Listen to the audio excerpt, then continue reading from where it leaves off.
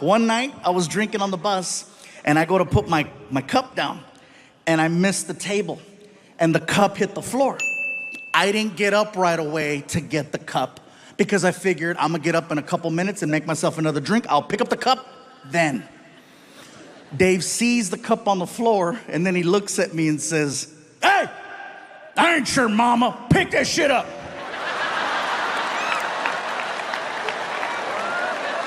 I get to the back of the bus, and I'm like, wait a minute, I pay him. "Hey, Dave, shut up. Yeah, I'll be in the back in my room. Thank you. Drive safe." And people tell me, you work with a man who talks that way to you? Why? Let me tell you why. Because he's honest. With Dave, you know exactly what you get. Nowadays, it is so hard for me to tell who's being genuine and who has an agenda. And with him, you know exactly where you stand. If he likes you, he loves you. And if not, you're on the curb with Kenny G. That being said, I have a story to share. About a year and a half ago, maybe longer, we're on the bus and we're heading down the highway. Just so you have kind of an understanding of the bus layout, let's say this is the front.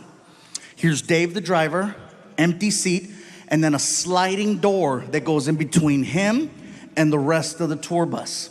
My buddy Alfred and I are in the living room portion, and we're watching TV. We're watching the news.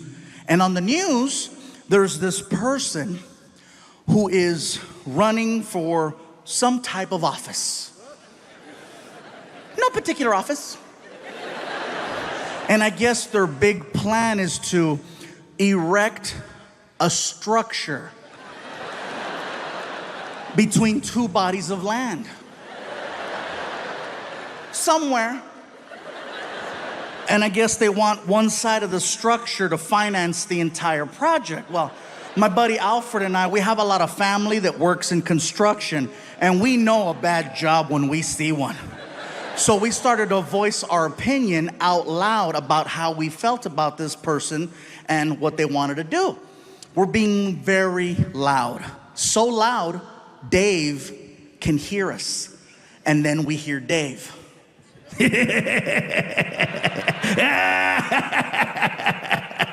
America.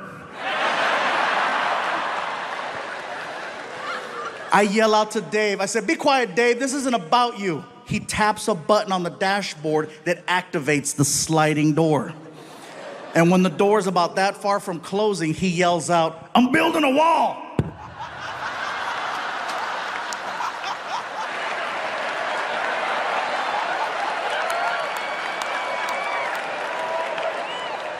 I couldn't even get upset because I was too much in shock over the fact that that came out of someone 4 feet away from me. My buddy Alfred and I, we look like chickens. We're like, my cell phone goes off. I take out my phone, and there's a text message from Dave. And I said, "That's right, he better say I'm sorry. He better say just kidding." I open up the text message and it says, "And you're paying for it."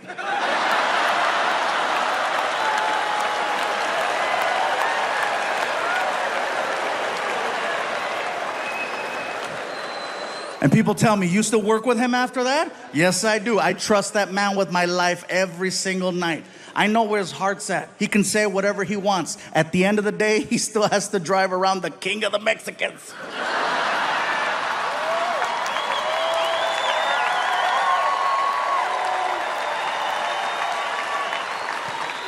The point to this story is, just because you have a difference in opinion, it doesn't mean that you can't have respect for one another, that you can't have love for one another, that you can't have incredible friendships with one another. It's our differences that make us special. What a lot of us need to work on is our delivery. It's all in the way you say things. That's why text messages are always misinterpreted, because you read the text according to how you feel. What does he mean, hello? Yeah. Anyway, Dave has gotten us to 48 of the 50 states. He doesn't travel with us outside of America. He prefers it that way. Last year, we got a chance to do a European tour of 15 countries. Estonia, Germany, Norway, Belgium, the Netherlands, UK. We're just bouncing around all over the place. And then we wound up on the other side of the world. Out of all the countries I performed in, my favorite country outside of home is Australia. And I'll tell you why. Australia, much like us in America, has its list of priorities. You know what's not on their list? Political correctness. They do not care about your feelings. It's like a country full of Daves. Believe it or not, it's very refreshing to be around such a large group of people who speak their minds so freely. And if you know that before you go there, you're gonna have an amazing time. But if you don't know that and you show up, it is a culture shock and a half, because I showed up and I didn't know. Everybody says you gotta see the beaches, and I went to the beach. I had people coming up to me. Hey, somebody help me get him back in the water. Yeah, look at right there, big fella. Look at you right there. Oh, look, he's moving. He's moving. He's moving. Oh, he's crying. He's crying. I bet it tastes like gravy.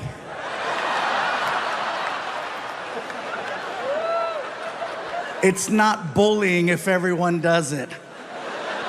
Yeah, that being said, I'm in Australia, Sydney, Australia, at the Opera House. For me, it was one of the most iconic places I've ever got to perform in. It was bucket list, definitely. After the show, I wanted to go hang out with some Aussies and see what that was like. I'm hanging out at a pub. First things first, Australian people do not drink Foster's beer. That's an American thing. They don't drink that over there. I tried ordering one to fit in, didn't go over well. Bartender looked at me. Hey, you like the taste of piss, do ya? Okay, don't order that again. So I'm hanging out with these two Aussies, and we're drinking a rum called Bundaberg. At first glance, it looks like a Coca-Cola bottle because there's a polar bear on the front. And then you drink it, and you're like, that's not Coke. As we're talking, a third Australian joined the conversation. And he sounded a little bit different from the other two. He had more of a raspy voice. More like, all right, yeah, mate, he did all right. He sounded like a drunk pirate underwater. These two guys didn't like him, so they called him a name and they left. And now it's just me and drunk pirate. We're talking about life. Life in America, life in Australia, talking about our differences. He tells me that he's a professional knife maker. He's showing me how it's done. He's showing me pictures. We wind up polishing off 3 bottles of this rum. And drunk wasn't even the right word to describe our level. My tour manager, Ryan, he comes up to me and he says, Gabe, time to go. And I look at Ryan and I'm like, but Ryan, I just made a friend. And he makes knives. And they're pretty.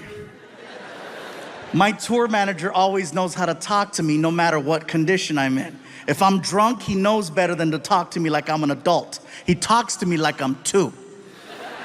He looks at me and he says, hey, buddy. You hungry?